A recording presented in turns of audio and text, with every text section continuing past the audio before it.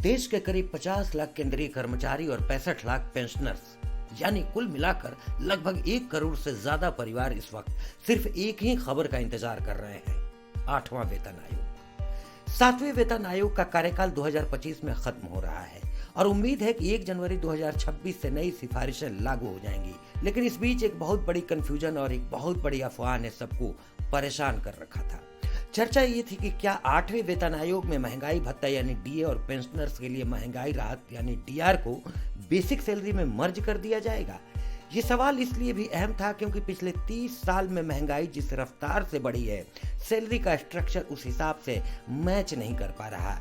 कर्मचारियों और पेंशनर्स को लग रहा था कि अगर डीए बेसिक में जुड़ गया तो सैलरी में एक बड़ा जंप देखने को मिलेगा, लेकिन अब सरकार ने ये तस्वीर पूरी तरह से साफ कर दी है। सोमवार को संसद के शीतकालीन सत्र के दौरान लोकसभा में वित्त राज्य मंत्री पंकज चौधरी से सीधा सवाल पूछा गया।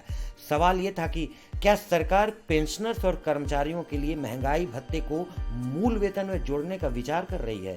इस पर सरकार का जवाब आया नहीं। पंकज चौधरी ने लिखित जवाब में स्पष्ट कर दिया कि फिलहाल सरकार के पास ऐसा कोई प्रस्ताव विचाराधीन नहीं है। इसका सीधा मतलब ये है कि न तो कर्मचारियों का डीए बेसिक सैलरी में मर्ज होगा और न ही पेंशनर्स का डीए उनकी बेसिक पेंशन में जोड़ा जाएगा। जो सिस्टम अभी चल रहा है वहीं आगे भी चलता रहेगा। तो अब सवाल है कि आगे क्या होगा। सरकार ने साफ कर दिया कि महंगाई भत्ता यानी डीए और महंगाई राहत यानी डीआर को खत्म नहीं किया जा रहा।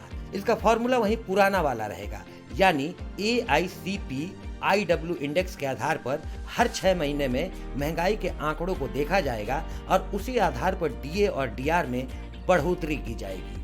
आपको बता दें कि अभी केंद्रीय कर्मचारियों और पेंशनर्स को 55% की दर से महंगाई भत्ता मिल रहा है। अभी अक्टूबर में ही दिवाली से पहले इसमें 3% का इजाफा किया गया था। यानी सरकार ने ये मैसेज दे दिया है कि 8वें वेतन आयोग में सैलरी तो बढ़ेगी, लेकिन डीए मर्जर के रास्ते से नहीं बल्कि आयोग की नई सिफारिशों के आधार पर। तो अगर आप भी इस उम्मीद में थे कि बेसिक सैलरी में डीए जोड़ने वाला है, तो फिलहाल इस उम्मीद पर सरकार ने पूर्ण विराम लगा दिया है।